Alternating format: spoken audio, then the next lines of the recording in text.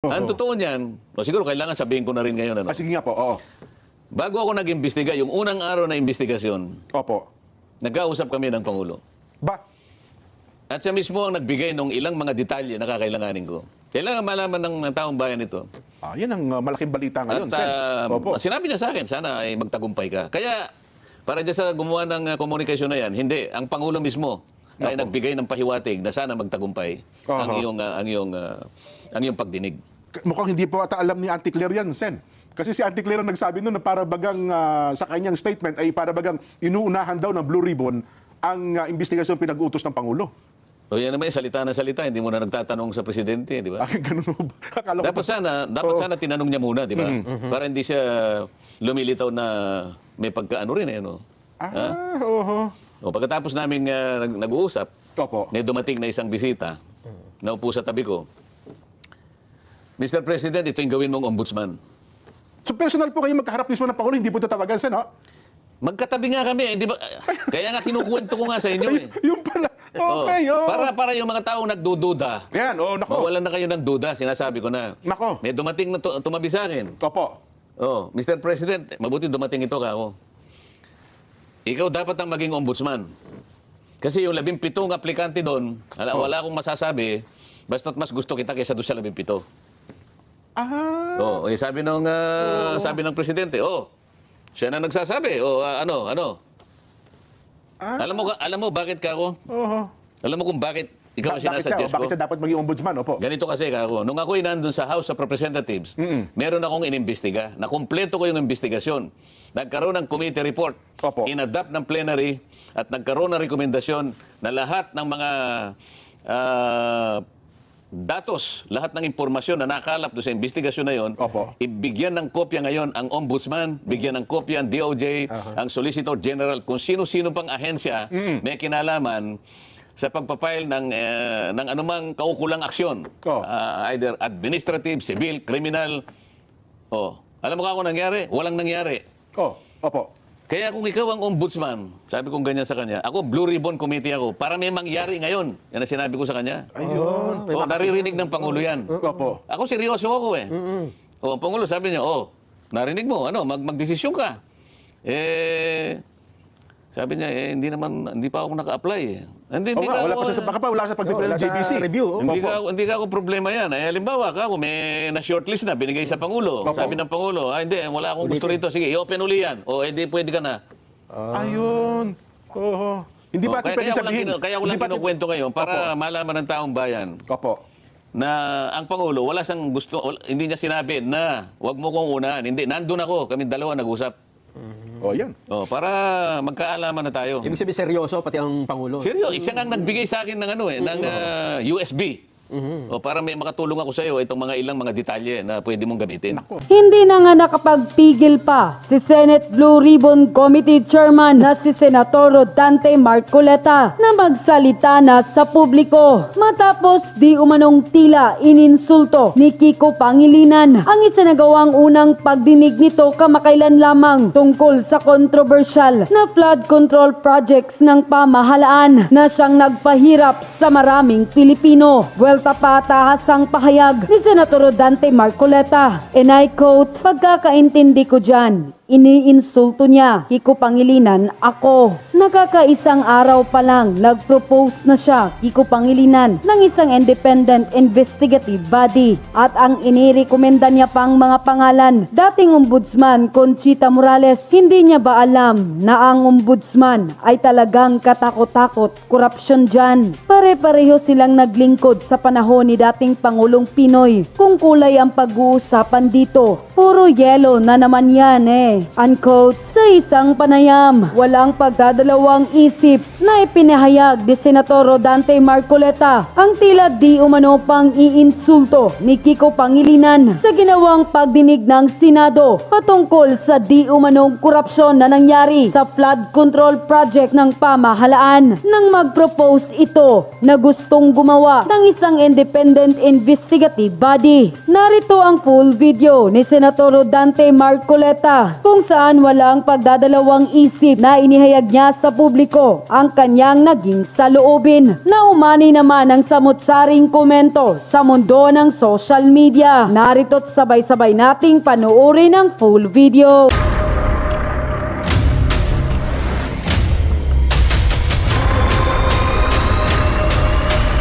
Bago tayo mag-umpisa, baka pwede nyong i-like ang video na to. Malaking bagay ang like sa aming mga content creators. Maraming salamat po.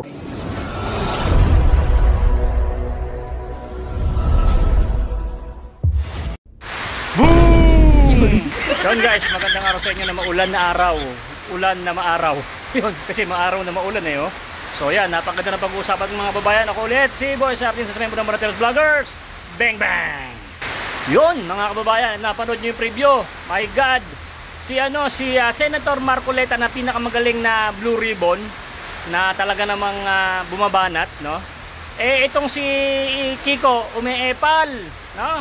Malamang itong si Sharon Cuneta ang nagdidikta. Nako, Sharon Cuneta, dinidiktahan mo yata yung asawa mo.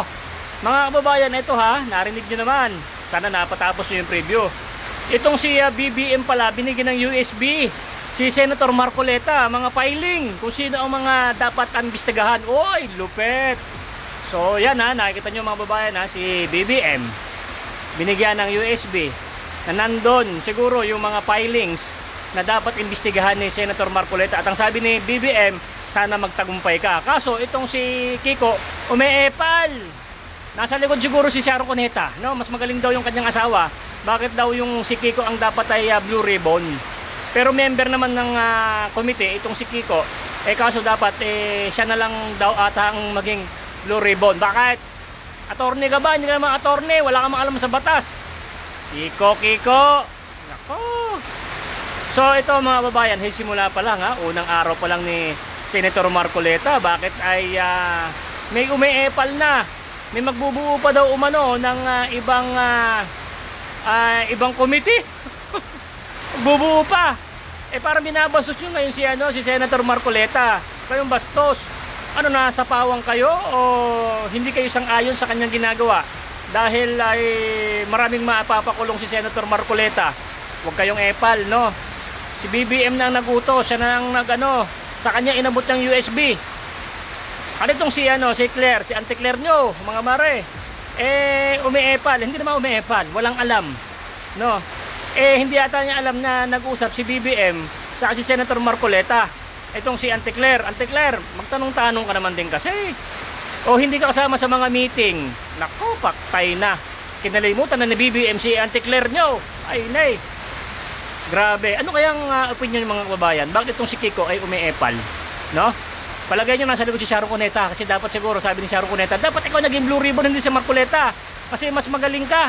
Baka ganun sinabi ni Sharon Cuneta, no? Nako naman, may gagaling pa ba kay Senator Marcoleta? Attorney, abogado, magaling sa batas. Kayo mga nanalo naman kayo, wala naman kayo alam sa batas hindi nyo alam yung mga pinaggagawa nyo. So gagawa pa daw sila mga kababayan ng another committee. Nako, pinapahiya nyo lang si Senator Marcoleta. Kayong papahiya. Palagay nyo kung mag-a-apply kayo, gusto rin ba kayo ng taong bayan? Ha? Gusto ba kayo? My God.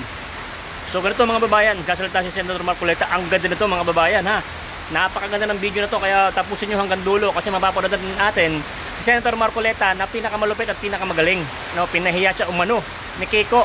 Ngayon sa video na to, Kiko, makinig ka. Ikaw ang ikaw mapapahiya ngayon. Huwag ka naggagaling-galingan ha, kasi hindi ka naman magaling. Okay? Baka hindi mo alam na nag-meeting si Senator Marcoleta sa si BBM. Alamin mo muna bago ka gumawa ng ganyan. Ano mga opinion mga babayan? Nasa likod ba si Senator Sharon Cuneta sa issue na to? Dinidiktahan ba yung kanyang asawa? Ay, maganda to mga kababayan, mga kumare. Kung nagustuhan nyo itong video na to, don't forget to like mga babayan mga kumare ko. Isang like lang, isang subscribe lang, all good sa tayo dyan mga kumare ko. At panoorin nyo hanggang dulo, ang ganda na to. Super duper na marites to. Pero itong pagmamartes natin mga babayan, mahalaga to sa buhay natin. Kasi hindi ito basta-basta martes, kasi kailangan natin itong malaman kung ano nangyayari sa political words. Okay? Ang daldal mo boy, i-play mo na nga yan. Ang lakas ng ulan. Oy, mag-ingat po kayo, madulas ang daan ha. Play mo na yan. Let's go! lumilitaw na, halimbawa ito, si Senador Francis Pangilinan ay nagsabi na siguro mas maganda meron tayong independent commission na mag-iimbestiga sa flood control project. Ang ibig mo sabihin, iba pa doon sa Blue Ribbon Investigation? Commission 2 eh. Ganon. At ito ay nauna, ay sinabi naman ni Senador Kiko Pangilinan, mas maganda siguro merong ipatupad na tayong isang batas. Magtayutan na tayo ng Independent People's Commission. Ba? Oo, para yung flood control project ay imbestigahan na natin ng Independent People's Commission. Kaya sa isip ko, hindi kaya ito yung para bang nagtatayo ka ng bahay dito, Sen, di ba? Tapos nakita lang ang masasapawan tayo, tayo rin tayo. Yung una, naglagay ng mga plano-plano. Tapos ito yung mga magtatayo. Sino ang mga magtatayo? Ito po, si minungkahi ni Pangilinan na pangunahan ng komisyon ni dating Ombudsman Conchita Carpio Morales. Kasama pa si dating DPWH Secretary Rogelio Singson. At isasama pa si Baguio City Mayor Benjamin Magalong. Ang ibig sabihin nito, Senjen, hindi lang plano ang nilatag eh. Meron pang detalye, di ba? Kung ano yung... So bukod na investigating body ito? Ito, independent body na ito. Sen, mukhang sa tingin ko bilang isang karaniwang mamamayan, baka magugulo, mag-conflict. Kasi meron ng... Di ba? At ang alam ko, ang mandate ng Senate Blue Ribbon Committee ay talaga namang mag-imbestiga. Si Senator Kiko Basan ay, miyembro po ba ng Blue Ribbon Committee? Nag-apply siya. Nag-apply, nag-presenta kayo sarili na isama. Karaniwan kasi, susulat siya. Kung pwede sana, maging miyembro ako ng committee mo. Pinayagan ko. Okay. So, technically, miyembro siya ng Blue Ribbon Committee. So, ano po ang gusto niya palabasin dito? Miyembro pala siya ng Blue Ribbon Committee, nagsusuwestiyon siya ngayon ng isang... Anong tanong mo? Anong gusto niya nga? Ano gusto niya palabasin dito? Di ba? Hindi mo alam kung anong gusto niya palabasin? Hindi, kasi miyembro siya, tapos nagsasuggest siya ng bumuo pa ng isang bukod na grupo na mag-iimbestiga. Same subject matter. Ano po ang gusto niya palabasin dito? Iniinsulto niya ako. Kung ganyan, Sen, kung halimbawa ako, hindi naman ako miyembro ng Blue Ribbon Committee bilang isang mamamayan, pwede ka bang sabihin sa kanya na, Senador Kiko, baka pwedeng bumitaw ka na sa Blue Ribbon Committee? Kasi kung chairman kayo... Parang inaamin niya na hindi niya kaya eh. Tsaka wala siyang tiwala sa committee. Hindi, manawagan ka. Baka nakikinig siya. Baka nakikinig po kayo, Madam Sharon Cuneta. Pakikausap nyo naman po si Senador Kiko Pangilinan. Baka po pwede mapakiusapan mo, bakit po naman meminosen yung Blue Ribbon Committee sa pangunguna po ni Chairman Rodante Marcoleta, nabubuo pa ng isang komite, baka pwede yung sabihin nyo, magbitaw ka na lang dyan sa Blue Ribbon Committee, umalis ka dyan, para hindi naman hindi nakakasira, nakakainsulto yung ginawa mo. Tama ka dahil unang araw pa lang di ba? Parang first day of class, sinabi mo na ayaw ko sa classmate.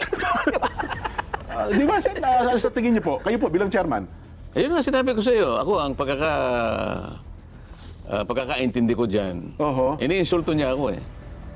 Ako naman, ayaw kong iniinsulto ako. Kaya kung gusto niya akong palitan, magpresenta siya. Na chairman ng Blue Ribbon Committee. At pakita niya na mas marunong siyang gumawa ng mandatong itinalaga sa committee na yan. Hindi, yung punto na yan, Sen, baka malabo pa, baka ayawan ng taong bayan yan eh. Pero ako sa tingin ko, bilang isa po na nag-oobserba, Sen, kung wala po kayong tiwala sa Blue Ribbon Committee, bilang miyembro, bumitaw na lang po kayo dyan. Sabihin nyo na lang, aalis na po ako, chairman ng miyembro ng Blue Ribbon Committee. Wala pa na kayong tiwala eh. Talagang medyo, kaya ako nasasabi, yun ang aking pakiramdam. Opo. Katatransfer ko pa lang. Isang araw pa lang ang ginugol ko sa pag-imbestiga. At kung titingnan mo sa lawak ng problemang talagang harapin mo at iimbestigahan mo, hindi mo kakayanin naman ng isang araw. Ngayon, nakakaisang araw ka pa lang, sasabihin niya, nagpo-propose siya ng isang independent investigative body. Anong ibig niya sabihin? Nakaka-insulto nga talaga yun, Sen. Anong ibig niya sabihin? Di ba? At ang ilalatag pa niyang, i-recommenda pa niyang mga pangalan, dating Ombudsman Conchita Morales. Hindi ba niya alam kung ano, yung Ombudsman ay talagang katakot-takot ang corruption dyan? Pagkatapos sasabihin niya, sabihin nila sa akin na ang Ombudsman ay malinis na malinis at walang corrupt dyan. Ako diretsahan ako eh. Lalo partikular nung panahon. Kay Secretary Babe Singson, wala akong dyan. Hindi ko naman talaga siya kakilala. Maaring makakagawa siya ng mabuti rin para sa bansa. Kaya lang, pare-pareho silang naglingkod sa panahon ni dating Pangulong Pinoy eh. Kung kulay ang pag-uusapan dito, puro yelo na naman yan eh. Pero ako naman siguro, Sen, in fairness, doon sa tatlong nabanggit, baka naman walang kinalaman doon sa panukala ni Senador Kiko. Di ba? Nabanggit lang yung pangalan, pinupropose niya eh. Ang talagang una best dito na, well, sabi niyo nga, nakaka-insulto talaga, yung Senador Kiko Pangilinan. Di ba? Sa tingin ko, ano yan, yung statement Hindi na lamang yung committee niya ang ayusin niya kasi nagpapakadulubhasa siya na ayusin niya yung agrikultura ng ating bansa. Ako, Ayan. okay ako doon sapagkat ang dapat mong tulungan ay yung mga kapuspalad na mga magsasaka ngayon na hindi na nila malaman kung magtatanim pa sila ng palay o hindi. Opo. Oh. Anong gagawin mo ngayon? Napakahirap na ng kalagayan ng mga magsasaka ngayon. Hindi na nabebenta yung kanilang mga palay sa halagang kikita sila. Oho. Isip-isipin mo, anong kalagayan ng agriculture sa bansa natin ngayon? Kung tawagin subsistence farming. Subsistence farming. Alam mo Opo. kung ano ibig sabihin ng subsistence farming? Ano po ibig sabihin, Sen? Nagsasaka ka para mabuhay ka na lang. Wala ka nang may bebenta para sa ganun sarili mo na kumita lang. ka. Oo. Ito pambuhay na lang ng pamilya mo. Ito yung kaawa-awang kalagayan ng agriculture sa ating bansa. So, survival yan, Sen, pag ganyan. Pagkatapos siya yung kumuha ng agriculture. Oho. Abay, ang una mong tingnan ngayon, kung talagang pinuntahan niya yung buong Pampanga, sige, Ayan. halos binibili na lang 12 pesos per kilo ang palay. Yung hindi nabilad. Yung nabilad, nabilad 11 to 12. Yung hindi binilad, 7 to 8 pesos per kilo. Yan. Saan mo dadalhin ang magsasaka? Oho. Wala pa siyang nailalatag kung anong gagawin niya. Pakikialaman niya itong Oho. magtatayo ng independent investigative body. Nako. Hindi, subukan mo. Oho. Di ba? Ayun. Sana makarating sa kanya. Kung wala ka palang tiwala doon sa committee. Yun daw kanyang proposal na yon ay nanggaling sa panukala ng isa pa. Oo. Na mag-create ng isang independent People's Commission. People's Commission naman. Oho. Wala silang tiwala pala sa Blue Ribbon Committee. Questionin nila. Ayun, Di ba? naman. Yun ang Pwede proseso. naman kaming magdebate dun. Oo. Di ba? Kung ang pamamaraan ko, halimbawa, ayaw nila, magdebate tayo. Yan. Oh. Yun ang inihingi ng pagkakataon, di ba? Hindi naman nagsasalita, Sen. Hindi, kung magpo-propose kayo na hindi naman yun naiintindihan ng mga... Hindi, ako siguro, Sen, alam nyo, natakot sila sa nangyaring ito eh. Kasi ang tao, in fairness, so 100, parang 1,500 po pabor sa inyo eh. Pangit yung sa 100 tao, 1,500 ang pabor. Ibig ko sabihin, yung unang dating kayo sa Senado, Sen, mukhang iba agad ang dating eh. Yung tao kasi parang, sabi nila, nabuhayan kami ng pag-asa, meron palang ganito, pwede palang gawin ng ganito. Ako naman, ha? Oo. Ang analysis ko dyan, Jen, ang tingin nila dito ay ang tinitingnan nila dito yung 2028 election eh. Oho. Kasi mukhang nasa pawa na sila ng Rodante Marcoleta. So hindi sila makaangat-angat ngayon. Sabi nila, paano tayo aangat ngayon sa 2028? Paano tayo magpapakitang gilas? Nasa pawan tayo. Ang mainit na issue ngayon, flood control. Paano natin ipapasok yung agriculture? Ikaw, anong ipapasok mo? Hindi, flood control din kasi ito mainit. Oo, binigay nga sa akin ng Blue Ribbon, kasalanan ko ba yun? Oho. Oo. Yun na Hindi naman sila nag-apply siguro ron. Oho. Nung ako, sabi ko, pwede nyo bang ibigay sa akin yan? Wala Ayan. namang kumontra. Oho. Tinatanong ako kasi. Sabi ko, gusto ko sana yung Blue Ribbon. Po naman. Pwede naman nilang hindi ibigay sa akin. Hindi, naibigay ko na kaya hiningi ni ganito. Wala Oo. naman eh.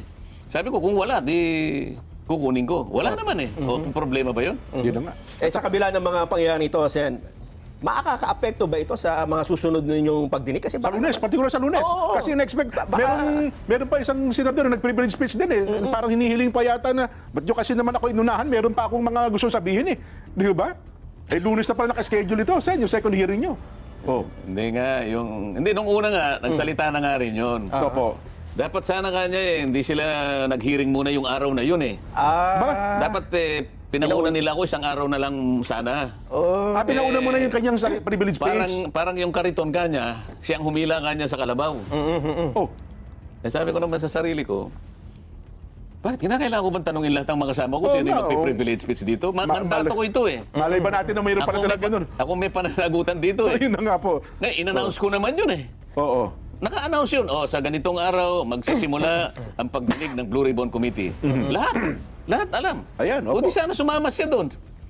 Ba't pinili niyang magpakatahi-tahimik pagkatapos na makapagsagawa ng isang pagdinig? At saka siya ngayon, Magpi-privilege speech pala kahit siya. na hindi na pinapayagan ng tuntunin, sige, nakapagsalita pa rin. Ngayon, nung malaman niya na naman sa Lunes, magsisimula yung pangalawa. Opo. Nag-manifest sa floor, sabi niya, sana i-reset yung September 1. Bakit daw?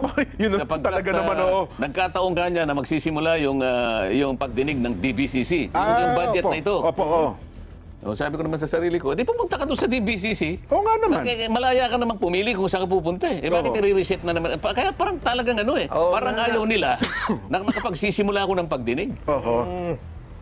kasi mukhang ang nakikita nila, Sen. May tinatanong ka kanina, Oo. maapektuhan ka ba? Kam? Ayun yung sinasabi Oh. ko dahil kasi kung minsan may mga pangyayaring ganyan na Baka mawalan ka ng loob. Oo, ganyan. na out of focus puro kumbaga pinagtulong-tulungan ka ng mga lumang class, mga old-timer eh.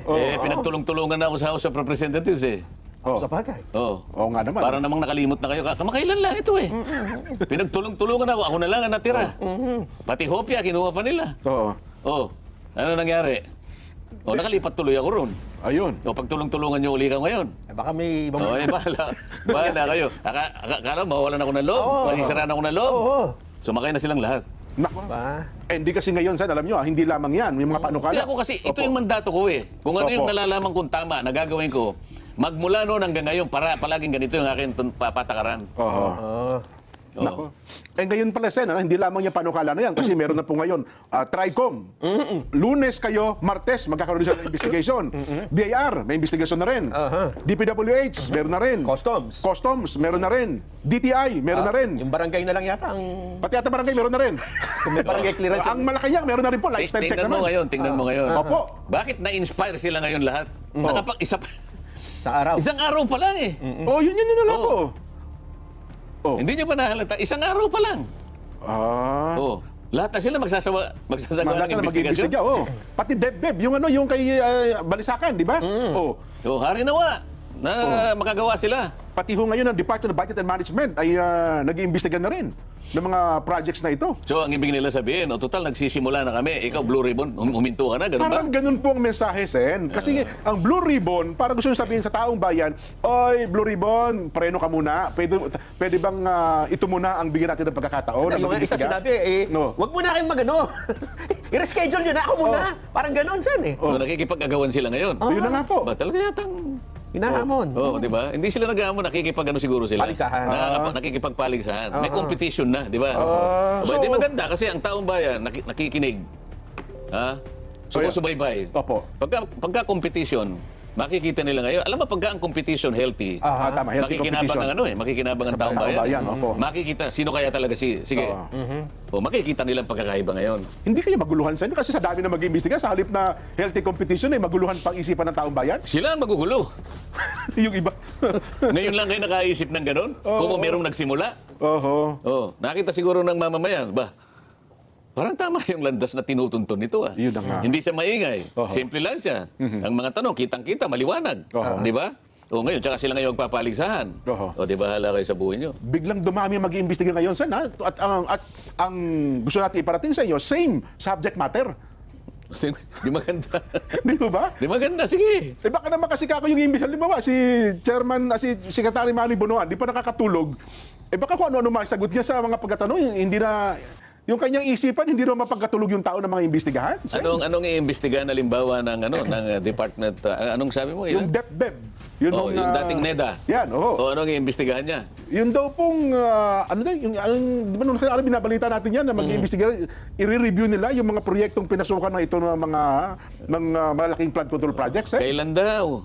Paano daw? Sinimulan na raw po nila. Jesus, Mariosi. I-assess daw po yan. Oo. May balik na lang tayo dun sa total magulo yung mga... sa Lunes, Sen, ay... Anong asahan natin? Baka naman... Nagpalabas na ng sapina.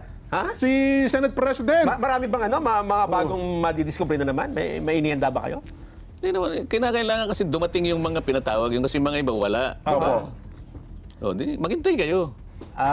Wala bang sagot na darating sila o nagde-decline? Hindi, ipa-arresto na raw eh. So ito ay hindi invitasyon? Hindi na, subpina na ito. Oo nga, no? Subpina na Ang ito. subpina ay hindi mo pwede i-decline. Tama ba, Sen? Bahala sila kung darating sila o hindi. Di ba?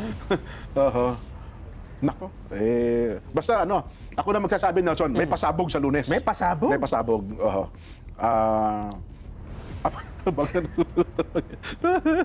Ilatag muna natin, Nelson, ang ating magiging box papuli. Meron ba tayong nasaan na yung ating wala pa. Discussion lang daw po muna. Sige, sabihin, Sen. Itong pinag-uusapan natin, yung flood control projects. Pero yan lang ang nagsisilbing pinakamukha ngayon ng corruption. Kasi nakita nila yung lawak, nakita nila yung magnitude, yung lalim, yung dami ng participants at yung pamamaraan kung paano ginagawa, katapos-tapusan talaga, lugi ang taong bayan. Hindi lang nalugi, ninakawan, nalugi, walang nangyari sa kanila kung pag-uusapan yung serbisyo na dapat sana ay para sa kanila. Imbes na sila'y natulungan, na serbisyuhan ng mga serbisyong pampubliko, lalong-lalo na yung nasa kahirapan, yung gagamitin para sa kanila, ninakaw pa. Kaya nagiging kaya nagiging popular yung subject matter. Kaya sabi ko nga sa'yo, lahat sumausaw na. Lahat sumausaw na. Walang mandato. Ang nakalagay na mandato, Blue Ribbon Committee. Ngayon, kung gusto akong tulungan ng mga kasama ko, kasi 17 ang miyembro dyan eh. 17 senators po 17 ito. senators. Opo. Oh. Ngayon, Plus yung ex officio members. tsaka sila ngayon magpapanukala na mag-create tayo ng isang di ba? Para nilang iniinsulto yung committee mismo. Di ba? Lalong-lalo na nanggaling sa mga miyembro ng Senado na matagal na ron eh. Opo, mga datihan na nga yan eh. Oo. Pero teka lang sana, bago nyo ituloy po yan, may nagbigay din ng komento. Sabi niya, teka lang, hindi kaya ganyan din ang sabihin ng Pangulo na para bagang inuunahan siya ng Blue Ribbon Committee? Kasi mas nauna daw po nagpatawag ng investigasyon ang Pangulong Bongbong, Sen eh. Nagpatawag ng? Nagpa-imbestiga itong flood control projects. Di ba, nung kanya hong SONA at bago yung first day ninyo ay nagkaroon na ng... So di dapat sana ang Pangulo na nagsabi, huwag nyo na muna akong unahan. Pwede ba nga niya mag-imbestiga na lang muna kayo ng iba? Ako na rito. Walang sinabing gano'n ng Pangulo. Ang totoo niyan, siguro kailangan sabihin ko na rin ngayon. Sige nga po, oo. Bago ako nag-imbestiga, yung unang araw na investigasyon, Opo. nagkausap kami ng Pangulo. Ba? At siya mismo ang nagbigay ng ilang mga detalye na kakailanganin ko. Kailangan malaman ng taong bayan ito. Yan ang malaking balita ngayon, At Sen. Opo. sinabi niya sa akin, sana ay magtagumpay ka. Kaya, para dyan sa gumawa ng komunikasyon na yan, hindi. Ang Pangulo mismo ay nagbigay ng pahiwatig na sana magtagumpay ang iyong pagdinig. Mukhang hindi po ata alam ni Auntie Claire yan, Sen. Kasi si Auntie Claire ang nagsabi nun na para bagang sa kanyang statement ay para bagang inuunahan daw ng Blue Ribbon ang investigasyon pinag-utos ng Pangulo. O yan naman, salita na salita, hindi mo na nagtatanong sa presidente, di ba? Ganun mo ba? Akala ko Dapat sana tinanong niya muna, di ba? Para hindi siya lumilitaw na may pagkaano rin eh, no? O pagkatapos namin nag-uusap, may dumating na isang bisita, naupo sa tabi ko. Mr. President, ito yung gawin mong ombudsman. So personal po kayo magkaharap mismo ng Pangulo, hindi po tatawagan, Sen, no? Magkatabi nga kami, di ba?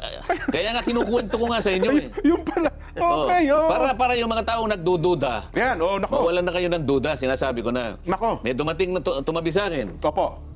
Mr. President, mabuti dumating ito ka ako. Ikaw dapat ang maging ombudsman. Kasi yung 17 aplikante doon, wala akong masasabi, basta't mas gusto kita kaysa doon sa 17. Sabi ng presidente, siya na nagsasabi, ano? Alam mo bakit ka ako?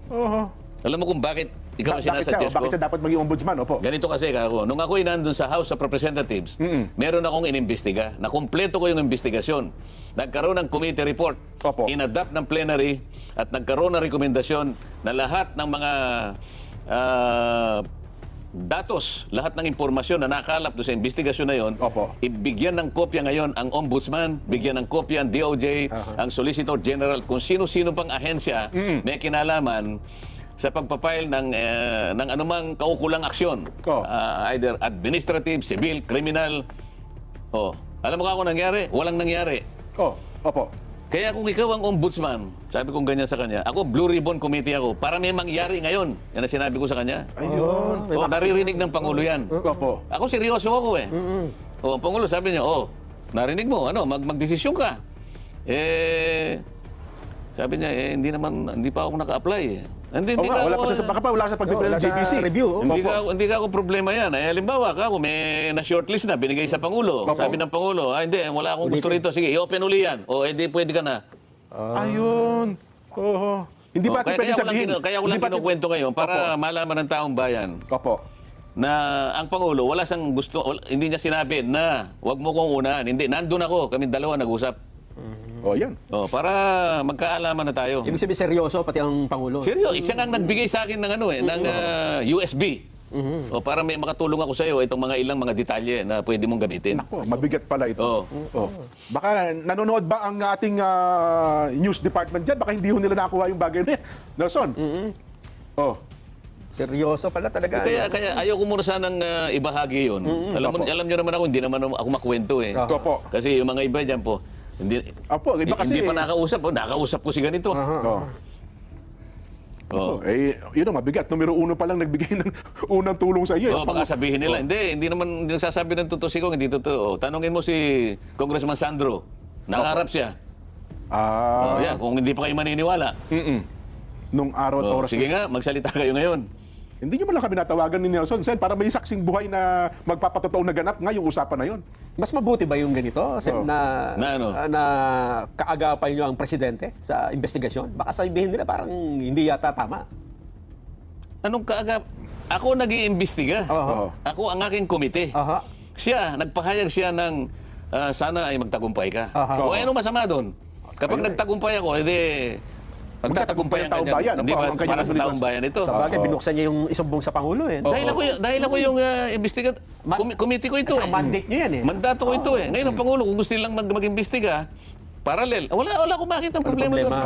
Pero sa akin niya nga binigay eh. Katunayan na siya sumusuporta, binigyan pa kayo ng USB. Yes. Yun ang ano. At yun na nga mga kababayan, ano na ang masasabi mo? Kung mayroon kayong hinaingat komento patungkol sa balitang ito, please comment down below. Pag-uusapan natin yan sa comment section. At kung nagustuhan nyo ang video, ay huwag kalimutang mag-like at i-share na din para mas marami pang makaalam at umabot ito sa marami sa ating mga kababayan. Maraming salamat po. Mabuti pa ang sardinas may label.